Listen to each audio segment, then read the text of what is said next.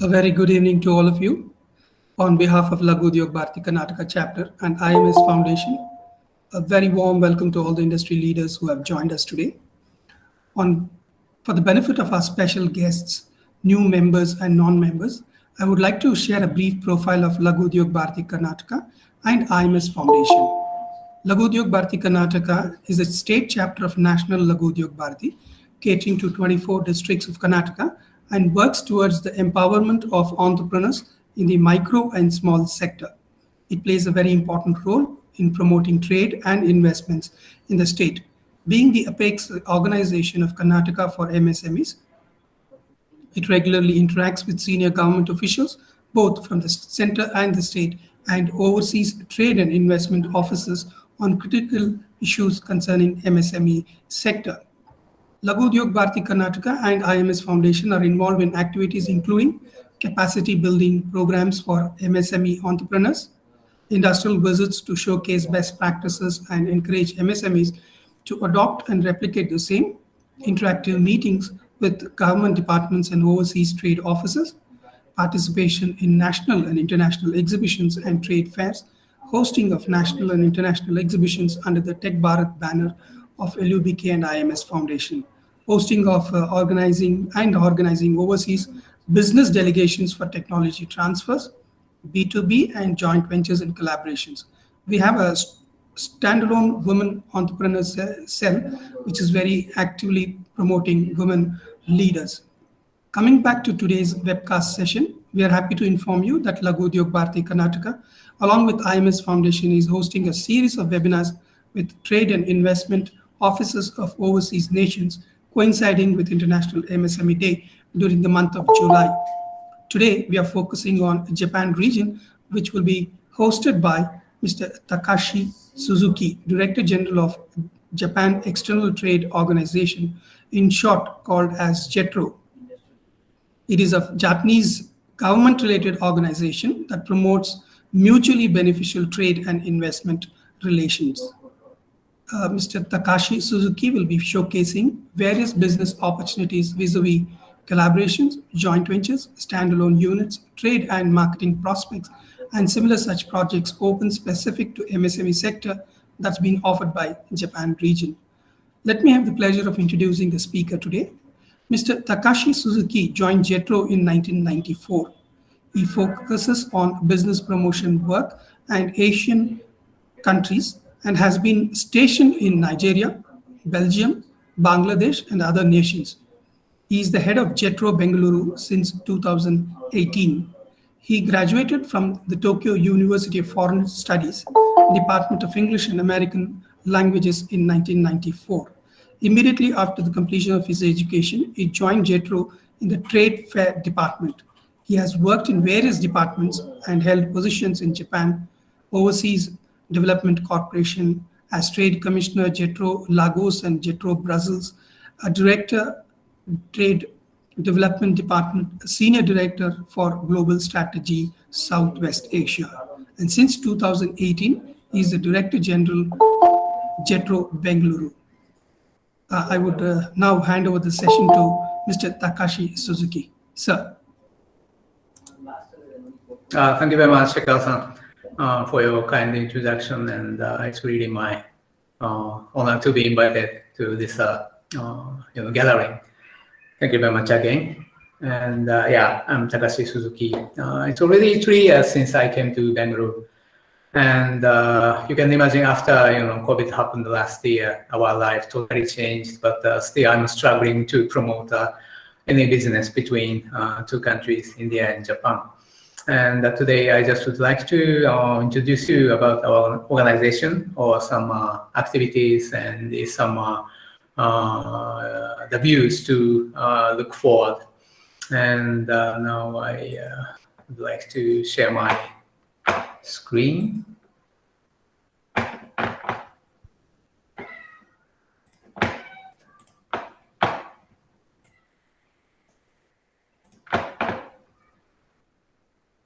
Now, can you see the?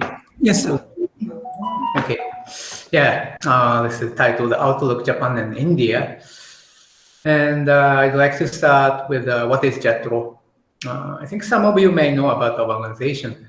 And I know your association already organized some, our colleague organization from other countries.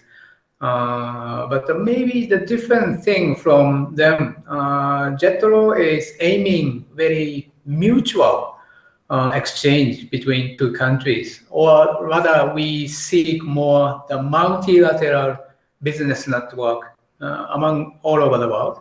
So we do promote any Japanese business coming to India. And of course, we support Indian companies to do business with Japan. And in case the collaboration between Japanese companies and Indian companies for the other market exploration, this kind of very the multilateral support now we try to promote. And as you can see, we have a very huge network all over the world. We have 76 offices in 55 countries. And the unique thing is even in Japan, we have almost the 50 offices inside Japan, so that we can connect Indian companies to any of the local business in Japan. So this must be the biggest strength. And in India, we have 5 offices. Our headquarters is in New Delhi, and we have Mumbai, Chennai, or Ahmedabad. And here in Bangalore, it's 2006 we opened our office. And yeah, thankfully, our organization is highly recognized by Indian government. And even me, small guy, had a chance to take a group photo with Prime Minister Modi. So that is a very good to us. And now I'd like to touch upon outlook about Japanese economic situation. As you know now, Olympic is held in Tokyo, and how is the situation of the economy?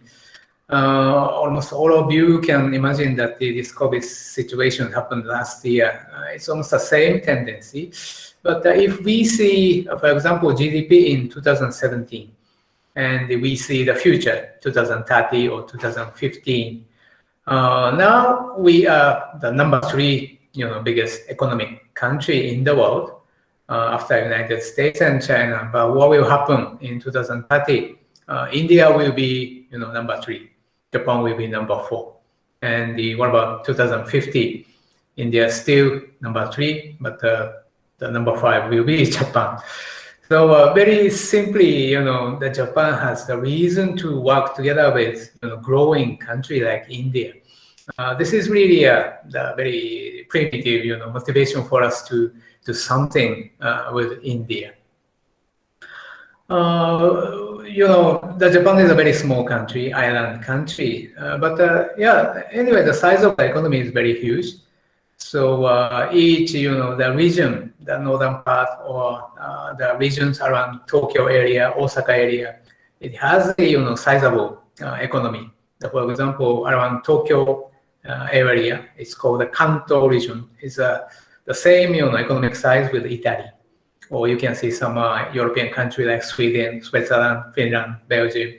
So Japan itself is part of the EU. We have the big economy anyway, and it must be the huge business opportunity which can be introduced to even Indian companies. And this is a situation of the GDP growth. Last year, totally hit by the COVID situation. It's the same as India, but anyway, we now are picking up. And not as expected, but this year we have the Olympic. That will kick some the growth of the economy we expect now. And this is a forecast of the economy. Maybe in 2021 we sorry to interrupt. Yes? The slide is not moving. Sorry? The slides are not moving. Not moving. Now you see which page? Page 10? The first slide only, Outlook, Japan and India. Wow, so it doesn't work? It's not moving, yeah. Wow, so I will stop the sharing.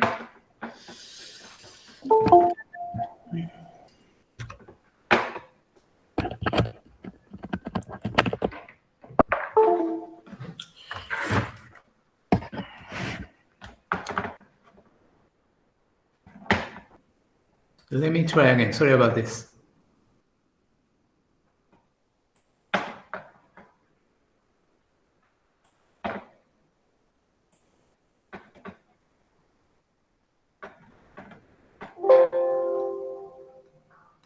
What about now? Hello? Can you move the slide, sir? 1ページ目見えますけど、まだ2ページとか見せていただけますか？はい。This is a page second. Yes, yes. Page Now- third. はい、大丈夫です。 Can you see? Yes, yes. Yeah, Okay. okay. Yeah, so I don't want to repeat, but the first part of the presentation is showing Please continue. the introduction of JETRO. This is a map. We have huge network in the world, and we have 5 offices in India: New Delhi, Ahmedabad, Mumbai, Bangalore, Chennai, and now it's about the outlook of Japanese economy. Did you see the page 7? Yes, Can you sir. Yes, sir. We Okay. can see the page 7, sir. Yeah, so 2017 we are number 3, but you can see in 2030 or 2050 India is coming up. That's why we have the big reason to work together with India. And Japan is a small island country, but we have sizable economy, so it must be the big chance for you. And this is about growth rate, as I already mentioned. Yeah. Now you can see the upcoming opportunities in Japan. Can you see? We can see you, sir. Okay. And I just would like to mention about the coming opportunity with Japanese business. Of course, this is a world phenomenon, but because of this COVID situation, we are really keen to promote a more digitalized or tech-savvy kind of the business. We want to promote. So in that sense, India must be one of the most biggest potential partner for us. And you can see digitalization is one of the keywords in this situation. And the Japanese business are looking for the new opportunities. You can see some sectors: digital, cashless payment, online education, online health checks, or even the agri-tech solution we are looking for. And also process automation, digitalization. This kind of thing must be the business chance with Japanese companies. And I believe India has the strength in these fields. And I'd like to mention about another kind of challenge or headache for Japanese. Now we are having a super aging society in my country. You can see the ratio of workers to pensioners in 2025. The one old people, that only 2, the young people has to support. So, burden to younger generation is getting bigger. And you also see Japan's social security expenses, the rocketing up, and average life and healthy life in Japan. Of course, we have the longer, the life for Japanese. But for example, for male, almost 9 years, they have to spend the last moment of the life in hospital beds. This is the reality. So we are really keen how we can cope with this situation. So I think when you think about the business with Japan, maybe anything which can contribute to this super aging situation, that must be the good business and good opportunity. And this is another slide. It's showing that this aging situation is coming up. Now we are in 2020, but after 20 years, 30 years, we are going to be an extreme or super aging society. So this is the reality we are facing. And of course, you can imagine the healthcare sector must be one of the most prospective business sector when we see the prospective business.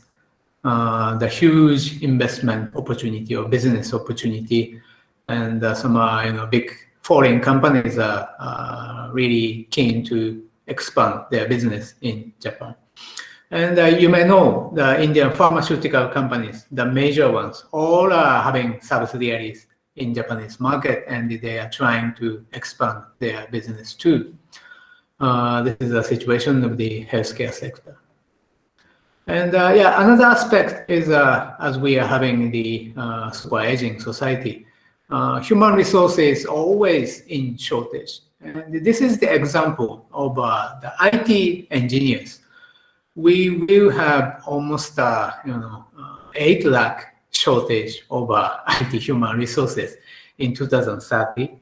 So even now, some Japanese business and some state government in Japan are really keen to recruit some engineers from the country like India, Bangladesh, or other countries like Philippines.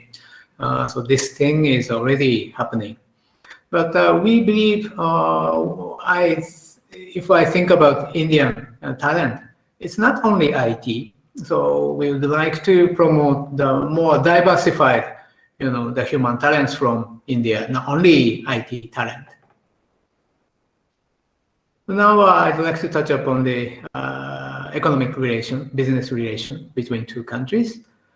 And you can see when we think about India's incoming the foreign direct investment, Japan is always in top 3 or top 5.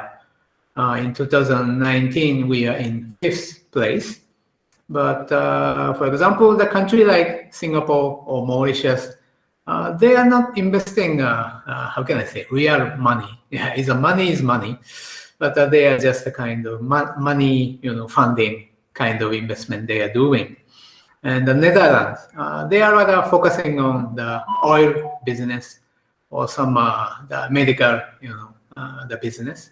And the USA is a bit different tendency. There's some Indian people in United States invest a lot to India. So I think Japan is, I think number 1 or number 2 investor in real, especially the manufacturing sector. We have big, the investment in manufacturing sector in India, which contributes to making India policy by Prime Minister Modi, that I'd like to get both of. And now you can see some the map, the location of those Japanese companies in India. Now we can count almost 1,500 companies in India. And if we count their offices and factory one by one, it's more than 5,000. And almost 80% of them, we are, helping their business or their penetration to India. But I'd like to introduce some the future of those Japanese business in Japan. Actually, it's increasing drastically. I look back these 15 years. For example, in 2005, there is only 248 Japanese companies in India. But now it's more than 1,400. It's increasing. But if we see the sector of those Japanese business, I think you can imagine automotive sector is the majority. And another good thing is that the almost 700 of those Japanese business are manufacturers, and among these 700, 500 have their factories in India. So they are the real manufacturing investor to India. And now the tendency is, or feature is changing little by little. Not only automotives, recently we can see more on industrial machinery sector or electronics or chemical or retail industry or food processing or restaurant. In those the new sector, we can find Japanese business. And still we have a few cases, but some Japanese companies are trying the R&D activities in India. And a few Japanese companies are also trying to more advanced or diversified business, like Industry 4.0 or IoT things, or something called the digital transformation, rather cutting edge business in India. But I have to say, still few Japanese MSMEs in India. Only 50% of them are Japanese MSMEs. And let's compare the situation with a country like China or ASEAN. Almost the more than 40% to 60% of those Japanese companies in China or ASEAN are Japanese SMEs. But in India, you can see only 15 to 20% are Japanese SMEs. And I believe we need to be diversified more over those Japanese business in India. And if I see the trade relations, you can see India's primary export to Japan. These are almost raw materials, the petroleum products, chemicals, elements, this kind of material things, ions. And what is the India's primary import from Japan? Those are the machineries or steel products. Very, how can I say, not so much diversified things. There are more space for us to change the dimension, or more to be diversified items to be traded between two countries. So yeah, after almost 50 years of our history in India, still our challenge is how can we promote more non-automotive sector from Japan? Or how can we promote more non-manufacturers to India? And of course, the biggest challenge is how we can promote more Japanese SMEs.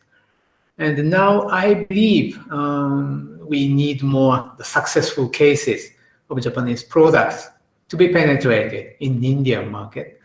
And I think Indian SMEs, like the members, are the most potential partners to these Japanese concerned companies. And yeah, of course, basically India has the strengths in the IT things. So as Prime Minister Modi already mentioned, it's a kind of ideal structure is India's software work together with Japan's hardware. This is one of the idea. And also, as I mentioned, more Indian talent should be work for Japanese business. That makes more deeper exchange between two countries' business and make more diversification between two countries' business. And the one thing today I'd like to introduce is that after last year's COVID happenings, we are really focusing on organizing B2B matching events in virtual way.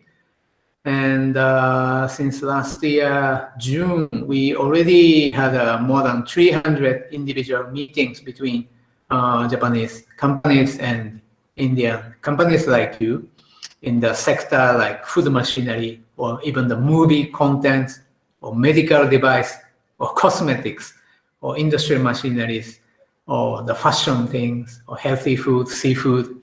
Many sectors we already organize this kind of the B2B business talk between two countries' business. And we continue to organize this. And if you are interested in handling Japanese products or Japanese services, please contact us, and I will announce you. And in case I will invite you to the coming event. But basically, this event is aimed to promote Japanese export to India. But I don't want to limit the purpose only for Japanese export to India. To matchmake between you and those Japanese companies, we expect the further, developed or diversified business collaboration between you and Japanese companies. Some can be a joint venture partner, some can be a technology, transfer things, and sometimes you can work together for the other countries' market. So our motto is the sales partner first, and further partnership follows. So this kind of concept now we are taking and promote this event.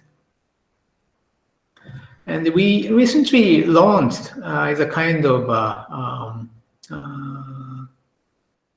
business matching site, homepage, portal site on internet. It's called Japan Street. This is not an open platform. This is a very closed platform. So if my office can invite you to join this platform, which will introduce you more than 8,500 products and 1,200 Japanese companies, we can introduce you. So if you are interested, please contact us. And another kind of platform I'd like to introduce is that we have Indo-Japan Chamber of Commerce and Industries in Karnataka. And actually, I am one of the members of the board of this IJCCI. And it's just last month, we organized this event called the India-Japan Agri Online Mission. This is a virtual event, mainly introduced one Japanese company called Fresh Mama. And this company has the very interesting products to prevent post-harvest losses. And we got many audience from Indian companies, and we had some individual B2B meetings. And this IJCCI will continue to organize this kind of event. So I hope your membership also join this IJCCI. That will provide you another opportunity to be connected with Japanese business. So this is the kind of comprehensive, picture for future of our relationship, Japanese MSMEs and Indian MSMEs working together. And for Japanese, they can enjoy India's abundant human resources and the cost competitiveness and engineering, the capability or more innovative way of business, which can be, developed to even new business model or in other global market. This is one of the ideal picture.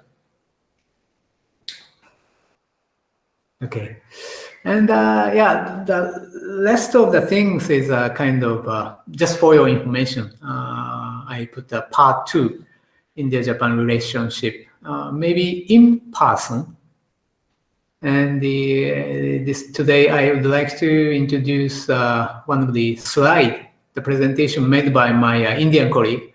His name is Mr. Swastik Kulkarni. I'm working together with him in Bengaluru. But he has the very good experience in working in JETRO headquarters in Tokyo for 4 years. And based on his experience, he made this slide. The first thing is a kind of Japan introduction to Indian people. Some unknown facts about Japan. Japan consists of approximately 6,852 islands. We are the island country. And we are Japanese people are very shy and even hesitant to be talkative. That is his expression. And to clean is an integral part of Japanese education system in many schools. And the bowing, we have the very special meaning to this behavior. And to whip up noodle is considered polite. It must be strange for you. This kind of introduction he made. And the second point is that Japan, no compromise on quality. He introduced some, the Shinkansen bullet train photos. And by his understanding is that Japan has many, earthquakes, typhoon, tsunami, the natural disaster. That's why Japanese people are very prepared for the future. That makes us to create a very, high-end infrastructure things. This is his recognition. And we have no compromise on quality. And the second point is Japan equals high respect for punctuality. yeah, it must be. He's putting the sample example from this bullet train, very on schedule, operated, and key takeaways. Always show up on time for meeting is one of the virtue for Japan, and never overcommit. And give me 5 minutes means nothing or less, and the just simple approaches solve the situation. This kind of the advice is from my colleague. And how Japanese and Indian thinks. Japanese business person, his decision making is slow, you may know. However, high on commitment, the far-sighted thinking, and works only as per the fixed plan. On the other hand, what about the Indian business person? Decision making is very fast. However, low on commitment, short-sighted thinking, I'm not sure, and work as per the fixed plan plus Jugaad. That is his understanding. But maybe the mixing, Japanese way and the Indian business makes the kind of wonderful, combination. That is, I see it between two. And some unique features about Japanese business culture. Exchanging visiting cards is something special for us. But I have to say, under this COVID situation, this culture is a bit changing. So maybe I will tell you the different tendency maybe next time. And trust-based long relation is our virtue. And about doing rigorous negotiations on costings, this is our kind of a business culture. And yeah, last part, I just would like to touch upon Indian community in Japan. You can see the foreign residents in Japan. The number 11, you can see India. Almost 40,000 Indian people now are living in Tokyo. But it's a bit surprising. You can see number 5, Nepalese. That small countries, people, it's more than the twice of the number. They are living in Japan. And on the other hand, those Japanese people living in India, now we have almost 10,000 Japanese people in India. This is almost 1/10 of those Japanese people living in China. We have 80,000 Japanese people in Thailand. So, comparing with the size of the country of India, people-to-people exchange between two countries are still small. We have much more space to promote the more, the people-to-people exchange, even under this COVID situation. And even though the Indian communities are not so big in Japan, but we have Indian town in Tokyo. And the number of Indians in Tokyo now are 14,000. And the interesting thing is that we have many Indian restaurants. And I checked with the kind of the search engine in Japan for restaurant. We can find almost 800 Indian restaurants in Tokyo. And in whole Japan, we can find 2,800 Indian restaurants in Japan.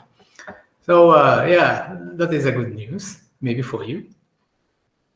And recently, we have very happy to have the Indian origin, the local government member of the assembly in one of the district of Tokyo City town.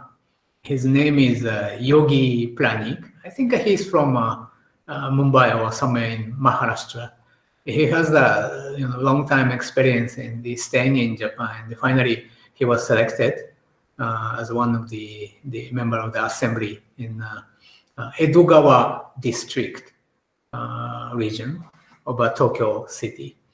So I think the Indian people are the more convinced to have the such a farm community in Japan. And even we can find the Diwali festival or cricket match even in Tokyo, and we have some Indian food shops and Hori festival held in Tokyo. This kind of cultural or people-to-people exchange is also happening.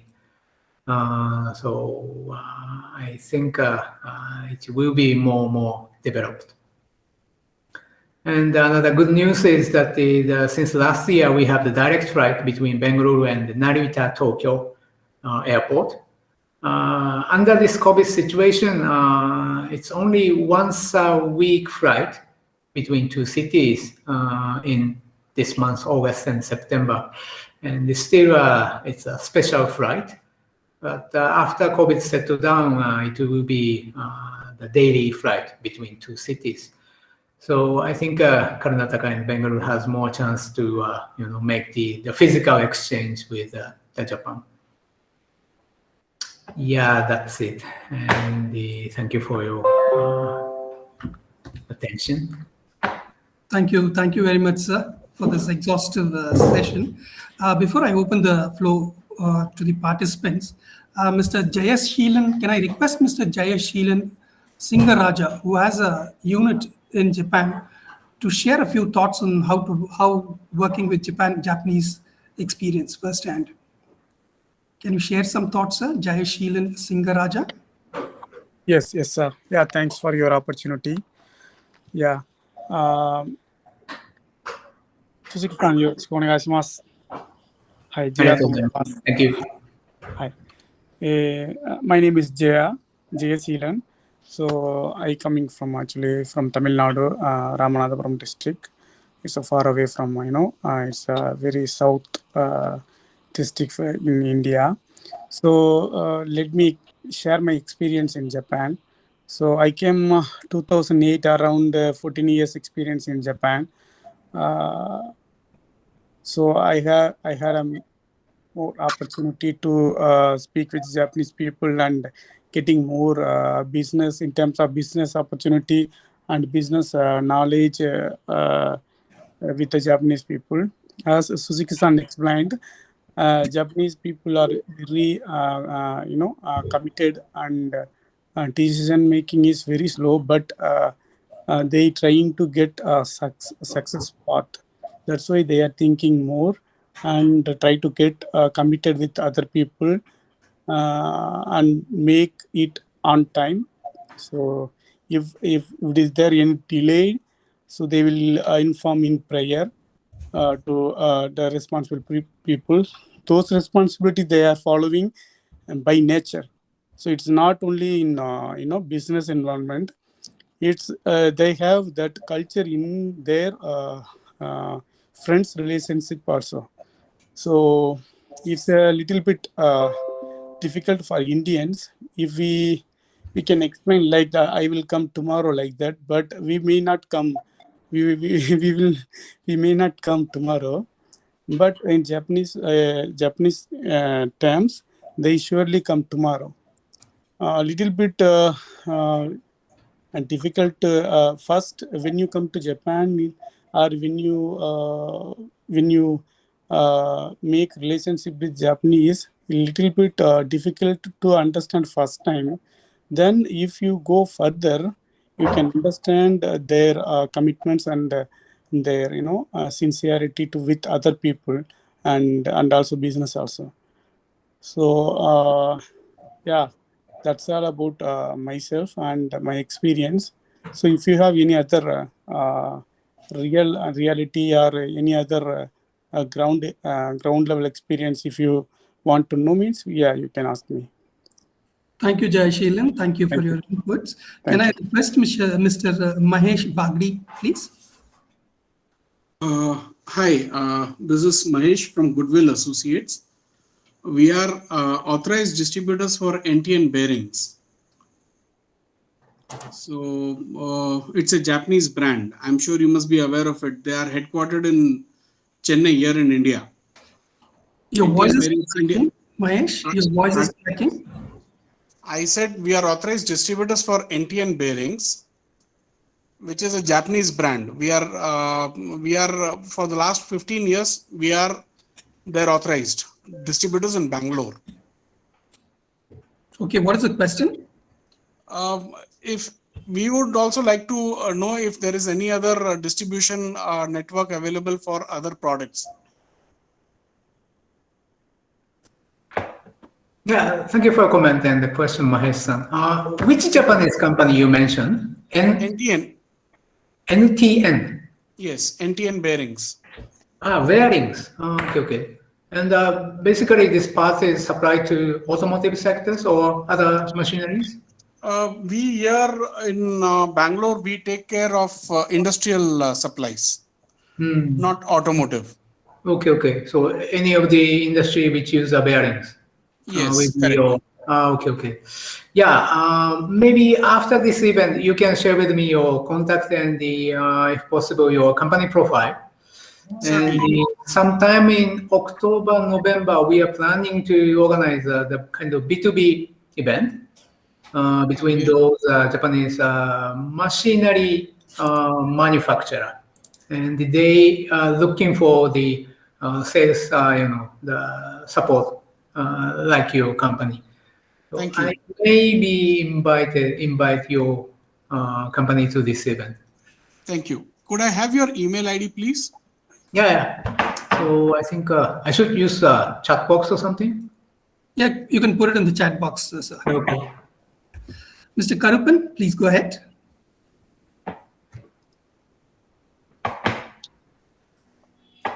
Good evening. I'm Jnana Sambandhan from Madurai. I'm the president of Laghu Udyog Bharati Madurai chapter. About 12 years back, I visited Japan on the invitation of Honda for a APO program. I stayed there for about 2 weeks. I had a very good experience and very pleasant memories also. Now my question is, I am into herbal medicines, manufacturing herbal medicines. What is the scope for herbal medicines in Japan?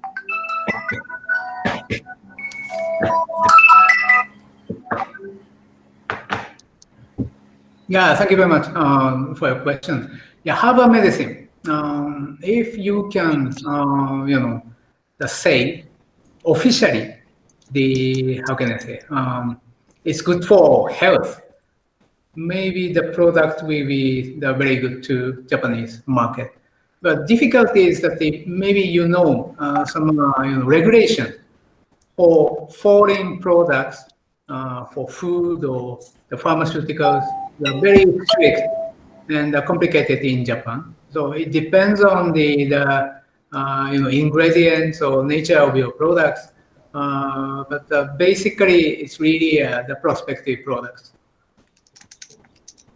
Okay, if it is for the herbal medicines, what about natural food items, food products like honey? Of course, products also, how can I say, they're interesting for Japanese market. But maybe the challenge will be the logistics, how you can keep that freshness from India to Japan.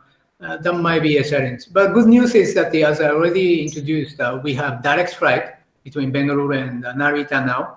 So it depends on the cost, but it is one chance to take that direct flight for the transportation.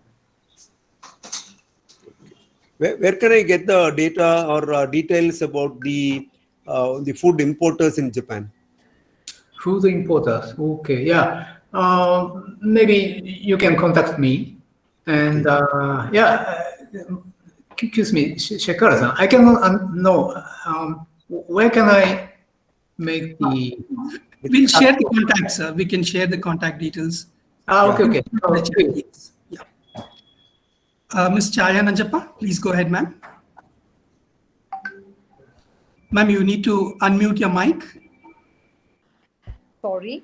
Good evening, sir. It was a pleasure listening to you and really loved going through the unknown facts of Japan.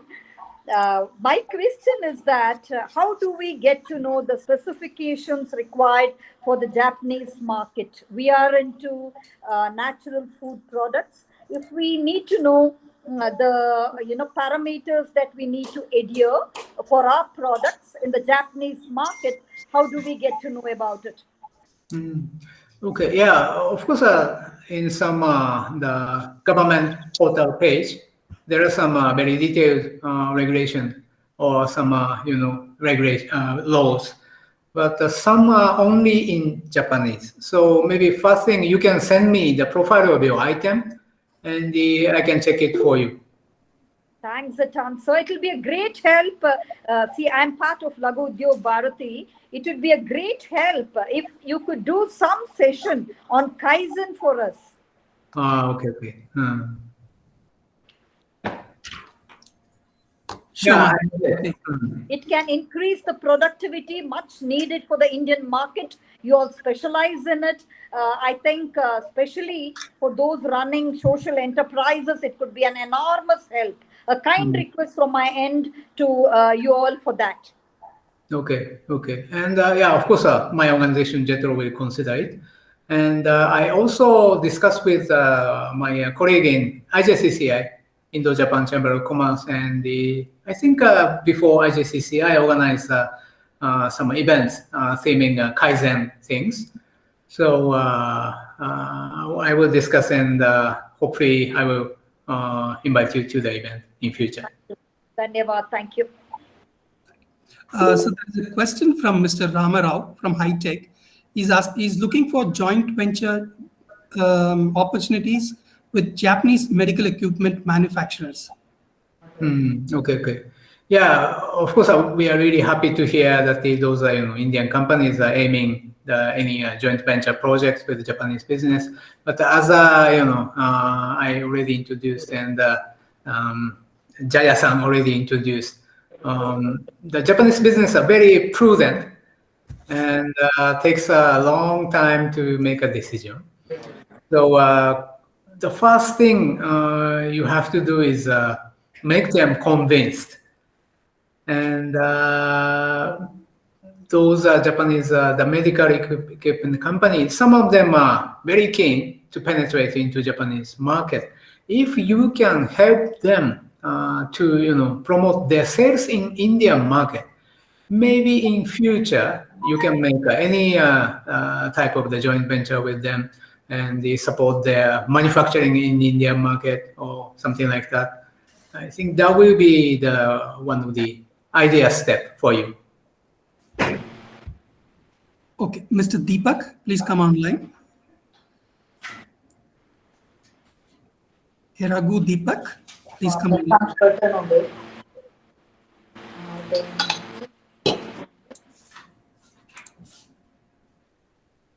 Mr. Deepak?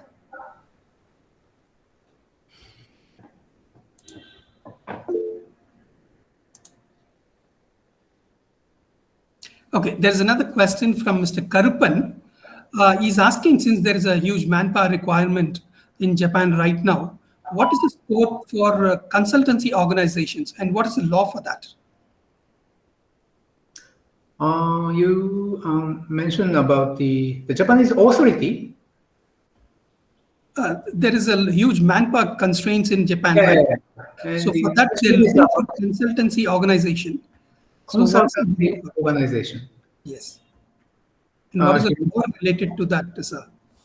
Okay. Yeah.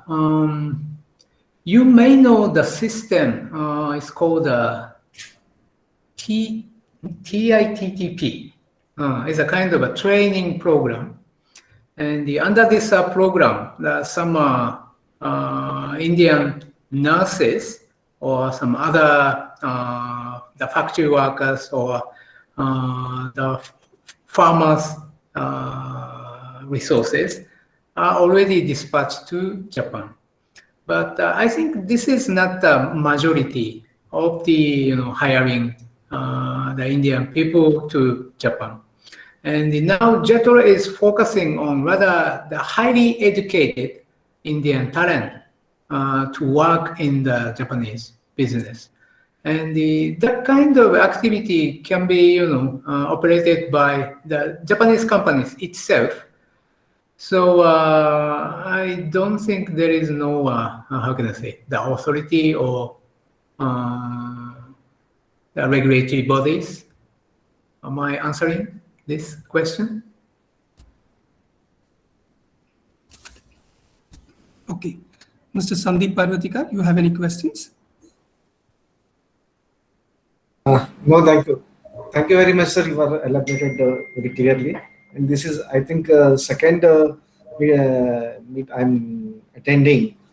One is done by Swastik about 3-4 years ago to our Bengaluru CNC cluster. I have noted down your mail ID and I will contact you directly. Thank you very much. The floor is open now. Anybody can ask the question. Go ahead, please.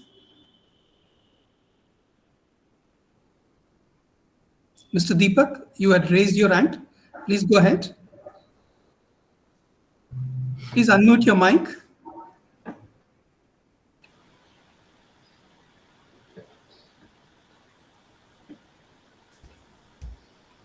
Hello. Please go Hello. ahead, sir. Please go ahead, sir. We can hear you. Please go ahead, sir. Yeah, yes. It was indeed a wonderful presentation, sir. I want to know, is there any scope of horticultural products in your country? Which products? Horticulture, the fruits, vegetables, something like that. Okay. Yeah. Yeah, there is a huge demand for foreign origin fruits and vegetables in Japanese market. But as I already mentioned, there are very strict quarantines in Japanese, the authority. So it depends on the actual products. So if you can send me the the details of your items, I can check for you. Okay. Yeah, I have sent my email. I will. If you send your email ID, it is better for me. It's on the chat, sir. Okay. Thank you so much, sir. Thank you. Mr. Arya Tanga, you had raised your hand. Mr. Arya Tanga.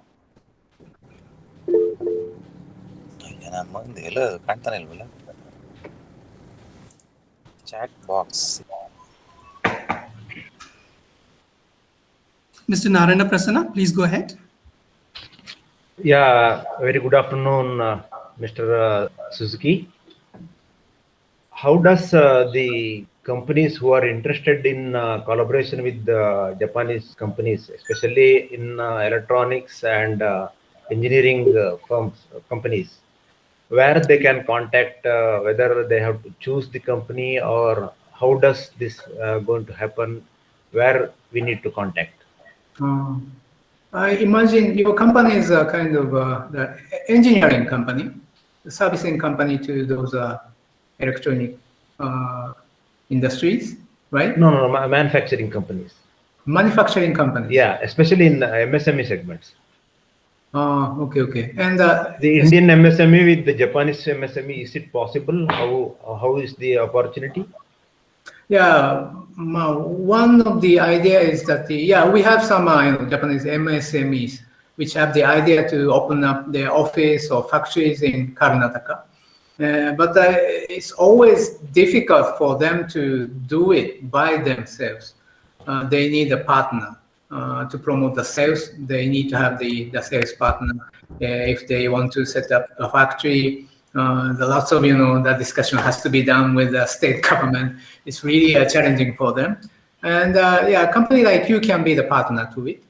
So those are Japanese business always approach to us JETRO when they have the idea to start something in India. So in that case, I can connect this Japanese company to you. So you can send me your company profile and how you can support those Japanese business. I will register it. Thank you. The floor is open. Please go ahead and ask the question.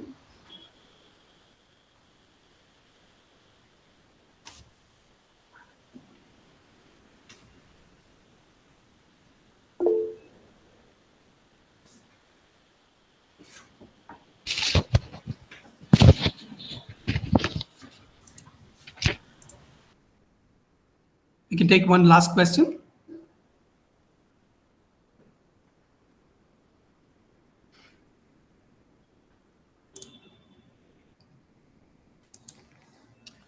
I think there are no more questions, sir. I'm extremely thankful to you, sir.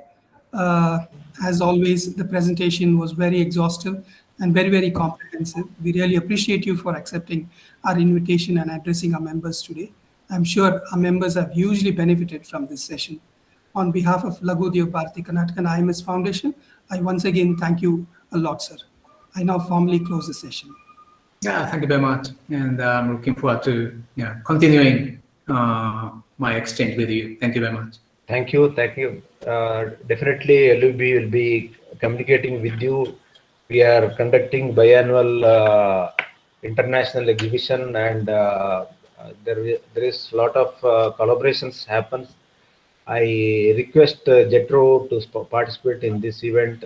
Next year, we are having the planning of conducting this international exhibition in Bangalore, especially in Bangalore International Exhibition Center. This biannual program happens. We will communicate with you. Thank you, sir.